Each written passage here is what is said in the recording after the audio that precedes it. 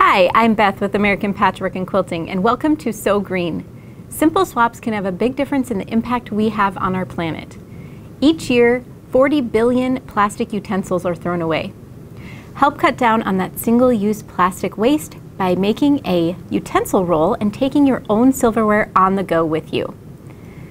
This is a really quick and easy project, and it doesn't take too much fabric.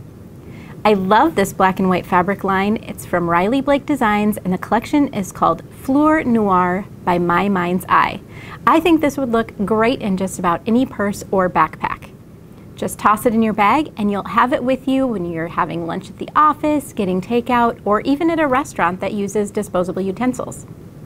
Get the free download by clicking the link in the video description.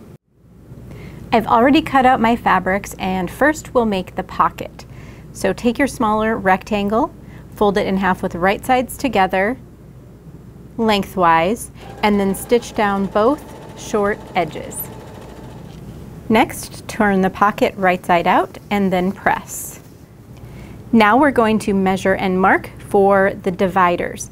So you're going to stitch down each side to hold the pocket in place, and then you're going to draw 3 lines to make 4 separate pockets. And you'll want to use your water or air erasable pen for this. So I'll make my stitching line along the edge here. I've marked all my lines, and these are about 1 5/8 inches apart. And then I'm going to just add a couple of clips so that when I take this over to the sewing machine, it doesn't shift. Straight stitch on all of your marked lines, and be sure to backstitch at the beginning and end to secure. Now we'll make the tie. So I have my 2 by 20 inch strip, and I'm going to fold it in half with the wrong side inside. And you can just finger press this if you'd like, but I like to have a nice crease. So I will use my iron and just do this all the way down. Then open it back up, and then you'll fold in the short edge a 1/2 inch and press, and then do that on both sides. Now you'll take the long edge and you want to fold that in towards the crease and press that.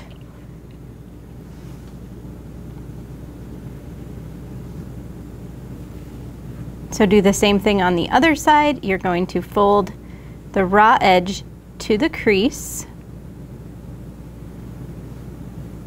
and press.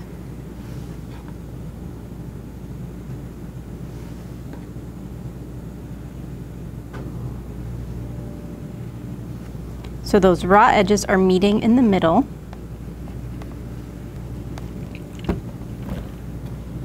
And then fold it in half one more time.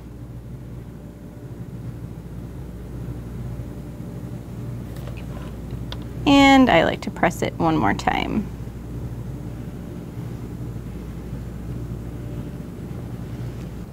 Now you want to top stitch the tie 1/8 inch from each edge and go all the way around.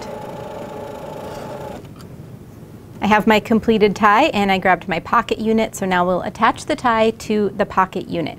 So fold your tie in half, and then we're going to measure 5 inches up from the bottom, and that's where we're going to be placing our tie.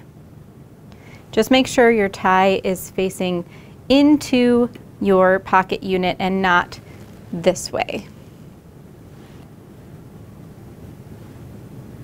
Just going to clip that in place to hold it, and then I will use a basting stitch to tack that in place. Now we'll put it all together with some batting. This is a great project for using up those batting scraps because you don't need a very large piece. If you'd like to add a little bit more structure to your utensil roll, you can use a fusible fleece.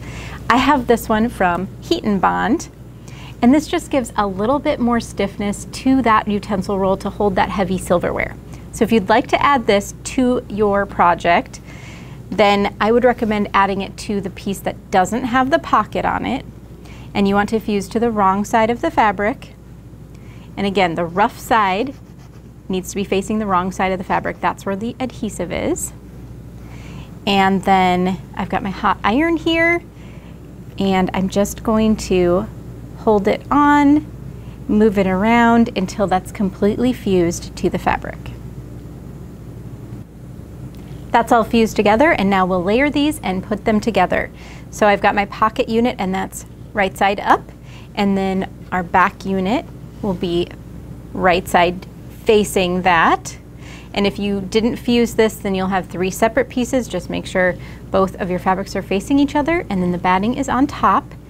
And then you'll want to make sure you're tucking these ties out of the way. If you have them right here, you're going to stitch them down. So tuck them up out of the way, and then you can just pin or clip around the perimeter of your utensil roll, and we're going to stitch all the way around with a 1/4 inch seam and leave a 4-inch opening at the top for turning.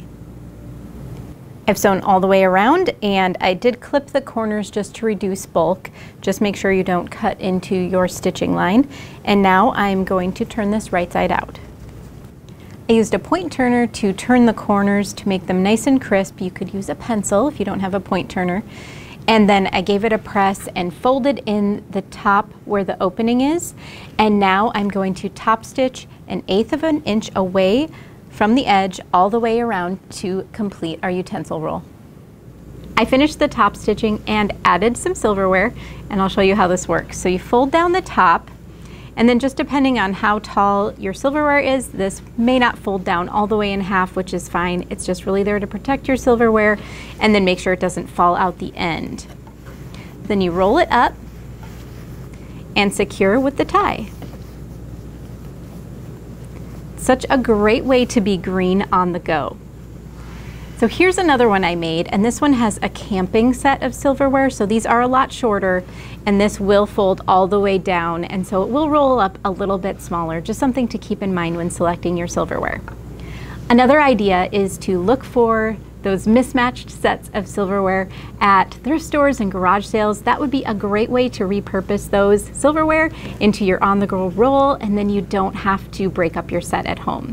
I think these would be such a great gift. These would also be really great for camping or picnics. You can make them in different fabrics for each person so they know which silverware set is theirs.